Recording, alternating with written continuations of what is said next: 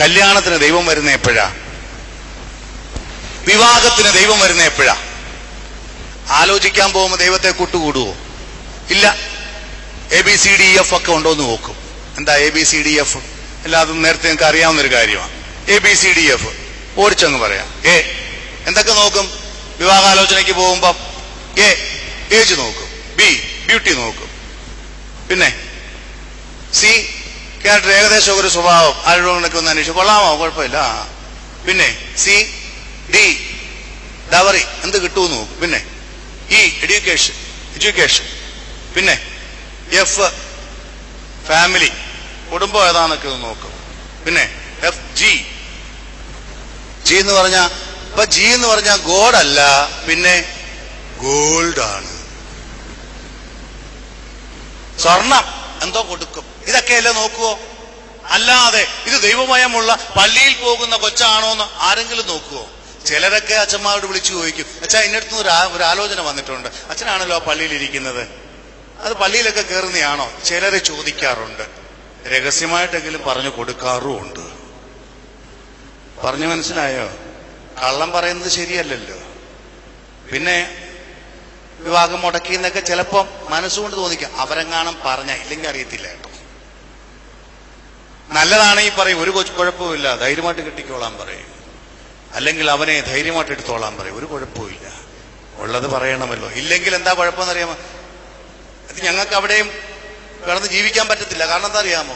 ഏതെങ്കിലും രീതിയിൽ ഒരു കള്ളം പറഞ്ഞ അവൻ കുഴപ്പക്കാരനാണെങ്കിൽ തന്നെ കുഴപ്പമൊന്നുമില്ല, നടത്തിക്കോ എന്ന് പറഞ്ഞ് അവസാനം ഇതെല്ലാം കഴിഞ്ഞിട്ട് ജീവിതം പരാജയപ്പെട്ട് കഴിയുമ്പോ കൊണ്ട് മുമ്പിലിട്ട്, അച്ഛനോട് ഞാൻ അന്നേ ചോദിച്ചേ അല്ലയോ ഇത്?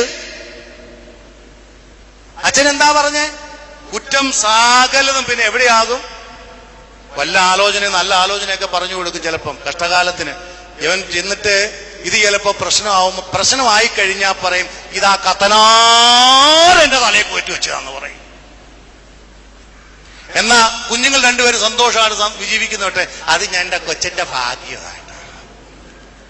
അന്നേരം പറയത്തില്ല, ആ കത്തനാരച്ഛൻ പറഞ്ഞതുകൊണ്ട് ഞങ്ങൾ ഇത് നടത്തിയത് എന്തായാലും നന്നായി എന്ന് പറയത്തില്ല. എന്റെ പെങ്കൊച്ചിന്റെ ഭാഗ്യമാ, എന്റെ ആങ്കൊച്ചിന്റെ ഭാഗ്യമാ എന്നേ പറയൂ. അന്നേരവും ക്രെഡിറ്റ് നമുക്കില്ല. ഞാൻ ചോദിച്ച ചോദ്യം ഇതാണ്, കല്യാണത്തിന് ദൈവം വരുന്ന എന്നാ? എപ്പോഴാ? ഡവറി നോക്കാൻ പോകുമ്പോ ഇല്ല, ആലോചിക്കാൻ പോകുമ്പോ ഇല്ല, ഡ്രസ് എടുക്കാൻ പോകുമ്പോ ഇല്ല. എല്ലാം ഒക്കെ ആലോചിച്ച് കഴിഞ്ഞ് പെണ്ണിനെയും കൊണ്ടുവന്ന് ബ്യൂട്ടീഷ്യന്റെ അടുത്ത് പോയി മേക്കപ്പ് ഒക്കെ നടത്തി, അതല്ലേ? അതാണിപ്പോ ഒന്ന് മുഖ്യം. കടമ്പനാട് പള്ളി ഇരിക്കുമ്പോ, ഇവിടെ കടമ്പനാട്ടുകാരെങ്കിലും ഉണ്ടോ കർത്താവേ? അറിയത്തില്ല. കടമ്പനാട് പള്ളി ഇരിക്കുമ്പോൾ ഒരു അപ്പച്ചൻ തലേന്ന് വന്ന് എന്നോട് പറഞ്ഞു, അച്ഛാ നാളെ കൊച്ചിന്റെ വിവാഹമാണല്ലോ, അച്ഛനൊരു കാര്യം ചെയ്യണം കേട്ടോ, ഒരു 3:30 എന്റെ വീട്ടിൽ വന്ന്, വെളുപ്പിനെ 3:30 വീട്ടിൽ വന്ന് പ്രാർത്ഥിച്ചിറക്കണം കേട്ടോ എന്ന് പറഞ്ഞാൽ അച്ഛൻ ഈ കല്യാണം മുഖാന്തരം ഉറങ്ങണ്ടെന്നർത്ഥം. വെളുപ്പിനെ 3:30 അച്ഛൻ വീട്ടിൽ വന്ന് പ്രാർത്ഥിച്ച് കൊച്ചിനെ ഇറക്കണം. ഞാൻ ചോദിച്ചു, എന്തു വെച്ചാൽ അങ്ങ് പാണ്ടിയിൽ വല്ലോ ആണോ കല്യാണം? ഒന്നുമല്ല, കോട്ടയത്തല്ലയോ കല്യാണം. അവസാനം അതല്ല അച്ഛാ, വേറൊരു കാര്യം ഉണ്ടച്ചാ, 6 മണിക്ക് എവളെ തിരുവല്ലയിലുള്ള ഒരു ബ്യൂട്ടീഷ്യന്റെ അടുത്ത് എത്തിച്ചോക്കാമെന്ന് ഞാൻ പറഞ്ഞിട്ടുണ്ട് കേട്ടോ. 6 മണിക്ക്. അവിടുന്ന് പിന്നെ ഒരുക്കിക്കൊണ്ട് പ്രാർത്ഥിക്കാനൊന്നും ഇങ്ങോട്ട് കൊണ്ടുവരാൻ സമയമൊന്നുമില്ല. പിന്നെ അങ്ങ് കോട്ടയത്തോട്ട് പോയാൽ മതിയല്ലോ 10 മണിയാകുമ്പോഴത്തേന്. ഇവളെ 6 മണിക്ക് തന്നെ അവിടെ എത്തിക്കണം കേട്ടോ. എങ്കിലേ ഒരു 11 മണിയാകുമ്പോഴത്തേന് ഈ പെണ്ണ് ഒരുമാതിരി ശരിയാക്കിയല്ലോ. കണ്ടില്ലോ ചില ബ്യൂട്ടീഷ്യന്മാരുടെ അടുത്ത് ചെന്നിട്ട് പണ്ടത്തെ മെറ്റഡോറ് കാറുണ്ടല്ലോ, അല്ല മെറ്റഡോർ കാറല്ല, അംബാസഡർ കാറില്ലേ പണ്ടത്തെ, ആ കാറ് പഴയത് വാങ്ങിച്ചുകൊണ്ട് വന്ന് ലെപ്പം ഇട്ട് റെഡിയാക്കി എടുക്കുന്നത് പോലെ. ഒരു കോട്ട അടിച്ചാലൊന്നും ശരിയാവില്ല. ആദ്യം അവളെ കൊണ്ടുവന്ന് ആദ്യത്തെ ഒരു ഫേഷ്യൽ ചെയ്യും, കൊണ്ടുവന്ന് ഒരു കോട്ട് പെയിന്റ് അങ്ങ് അടിച്ചു വെക്കും. അപ്പോഴത്തെ ഏകദേശമൊക്കെ കുണ്ടുകുഴിയൊക്കെ അവിടെ നിന്ന് മാഞ്ഞു. കുറച്ചും കൂടെ കഴിയുമ്പോൾ അത് ഉണങ്ങി കഴിയുമ്പോൾ അടുത്ത കോട്ട് കൊണ്ടുവന്ന് അടിക്കും. ഇങ്ങനെ ഒരു 4-5 കോട്ട് പെയിന്റ് അടിച്ചിട്ട് എവിടെ മുഖമൊക്കെ ഒന്ന് ലെവലാക്കി എടുക്കുമ്പോഴത്തേന് 11 മണിയല്ല 12 മണിയും ആവും, യാതൊരു സംശയവുമില്ല. അതുകൊണ്ട് അച്ഛൻ എന്ത് ചെയ്യണം? ഉറങ്ങാതെ കാത്തിരുന്ന് അലാറം വെച്ച് എഴുന്നേറ്റ് 3 മണിയാകുമ്പോ എന്റെ വീട്ടിൽ വന്ന് ഈ കൊച്ചിനെ പ്രാർത്ഥിച്ചിറക്കണം. ഇതാണ് അവസ്ഥ. കല്യാണത്തിന് ദൈവം വരുന്ന എപ്പോഴാണ്? എല്ലാം കഴിഞ്ഞ് ഒരുക്കിക്കൊണ്ട് പന്തലി വരുമ്പോ അന്നേരം ചോദിക്കും, അച്ഛൻ വന്നില്ലോടാ? അച്ഛൻ വന്നില്ല, കാർ അയക്കാമെന്നല്ലേ പറഞ്ഞു. അയ്യോ, ആരെങ്കിലും ഒരു കാർ പറഞ്ഞു വിട്. ഉടനെ കാറ് പോയി കഴിഞ്ഞു. പള്ളിയിൽ ചെന്ന് അച്ഛനെയും വിളിച്ചോണ്ട് അച്ഛൻ അവിടെ ഒരുങ്ങി മണിക്കൂറുകളോളം കാത്തുകുത്തിയിരിക്കുക.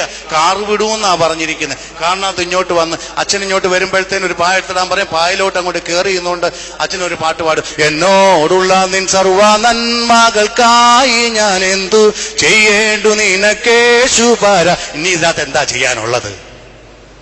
വല്ലതും ചെയ്യാനുണ്ടോ? അച്ഛനവിടെ നിന്ന് എന്തു ചെയ്യേണ്ടു നിനക്കേശുപര. ഇല്ലേ, എല്ലാ അച്ഛന്മാർക്കും ഒരു പാട്ടേ ഉള്ളൂ. ഇനി ഇതിനകത്ത് ഒന്നും ചെയ്യാനില്ല. അപ്പൊ അച്ഛൻ വരുന്ന എപ്പോഴാ? ഏറ്റവും അവസാനമാ, അല്ലേ? പള്ളിയിലോട്ട് പോകാൻ നേരം. ഇനി പള്ളിയിലോട്ട് ചെന്ന് കഴിഞ്ഞാലോ അവിടെയും അന്നേരം ആരെങ്കിലും വന്ന് പറയാം, അച്ഛാ ഒന്ന് ചവിട്ടി വിട്ടോക്കണേ അച്ഛാ എന്ന് പറഞ്ഞാൽ ശുശ്രൂഷയൊക്കെ ഒന്ന് ക്രമീകരിച്ച് വിട്ടോക്കണേന്ന്, ചവിട്ടി വിട്ടോക്കണേന്ന്. ഒരിക്കൽ വന്ന് എന്നോട് പറഞ്ഞു, ഒരാൾ പറഞ്ഞ കാര്യമാണ്, അച്ഛാ ശുശ്രൂഷയൊക്കെ ഒന്ന് ചവിട്ടി വിട്ടോക്കുന്നത്. പക്ഷെ ദൈവത്തിന്റെ കരുണ കൊണ്ട് ഒരു 3 മാസം കഴിഞ്ഞപ്പം അവനെ ചവിട്ടി പുറത്താക്കി. അതാ അവസ്ഥ. ചവിട്ടി വിട്ടോക്കുവാടാ, ഞാൻ ചവിട്ടി വിട്ടോളാം അവിടെ. പക്ഷേ നിന്നെ ജീവിതത്തിൽ നിന്ന് ചവിട്ടി പുറത്താക്കുന്ന അനുഭവം ഉണ്ടോ എന്ന് സൂക്ഷിച്ചു നോക്കണം. ചവിട്ടി വിട്ടു.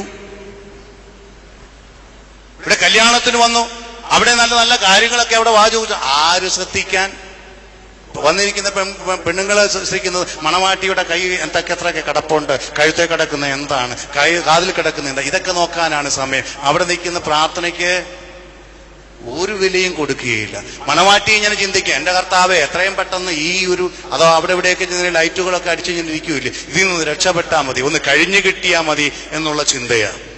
അവസാനം ഇതെല്ലാം കഴിഞ്ഞ് ഒരു പരുവമായി വീട്ടിൽ ചെന്ന് ഇത് സങ്കടം തോന്നുന്ന അപ്പോഴൊന്നുമല്ല. പണ്ടൊക്കെ ആണെങ്കിൽ ഈ കല്യാണമൊക്കെ കഴിഞ്ഞ ശേഷം ആഴ്ചകൾ കഴിയുമ്പോൾ തിരിച്ചു വന്നിട്ട് ഈ കാസറ്റൊക്കെ വാങ്ങിച്ചു കൊണ്ടുവന്ന് ഇട്ട് കാണുന്ന ഒരു പതിവുണ്ടായിരുന്നു. ഇത് അപ്പൊ അയൽക്കാരും രാഷ്ട്രീയക്കാരും ബന്ധുമിത്രാദികളും ഒക്കെ വന്ന് റൂമിലിരിക്കും, ഇങ്ങനെ കാസറ്റ് ഇട്ടു കണ്ടോണ്ടിരിക്കും. ആരൊക്കെ വീട്ടിൽ നിന്ന് വന്നതും കേട്ടതും കാര്യങ്ങളും ഒക്കെ ഇങ്ങനെ കണ്ടോണ്ടിരുന്നതിന് ശേഷം അവസാനമില്ല, പാവപ്പെട്ട അച്ഛൻ വീട്ടിലോട്ട് വന്ന് ഇല്ലേ പിതാവിനും പുത്രനും പറയുമ്പോ അവിടെ ഇരുന്നോണ്ട് അമ്മാമ പറയും, എടാ തോമസ് കുട്ടി ഒന്നും ഞെക്കിയേരടാ എന്ന് പറഞ്ഞാൽ പിന്നെ ഫാസ്റ്റ് അടിച്ച് കളഞ്ഞോക്കാനാ പറഞ്ഞു. പിന്നെ അച്ഛന്മാരൊക്കെ അങ്ങോട്ട് പോകുന്നത് അവിടെ പള്ളിയിലെ ശുശ്രൂഷയൊക്കെ കിരീടവാഴുവിന്റെ ശുശ്രൂഷയൊക്കെ അങ്ങോട്ട് പോകുന്നത് ഇങ്ങനാ പോകുന്നത്. പണ്ടത്തെ കാസറ്റ് ഇങ്ങനായിരുന്നു. ഇപ്പൊ അതല്ല. പിതാവിനും